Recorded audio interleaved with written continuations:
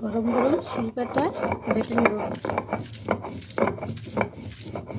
লাউয়ের বিচি, ধনিয়া পাতা, পেঁয়াজ, রসুন, কাঁচামরিচ,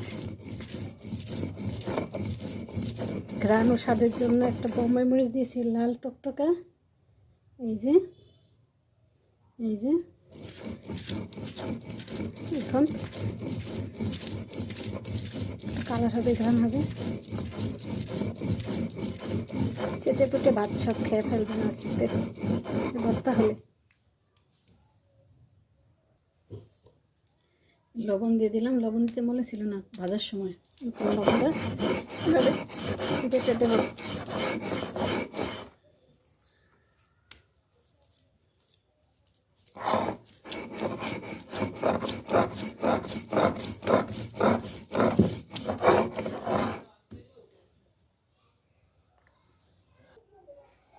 এই হয়ে গেল আমার ভর্তা। এখন ভর্তাগুলো উঠিয়ে নেব। কার কার ভর্তা পছন্দ কমেন্টে জানাবেন। চাপা শুটকি, লাউর বিচি, রসুন, পেঁয়াজ, বিলাতি ধনিয়া কুচি এইভাবে তেলে ভর্তা করে নেবেন। অনেক স্বাদ খেতে। খাবো, পরে দেখাবো। সবাই ভালো থাকুন, সুস্থ থাকুন। আল্লাহ হাফিজ।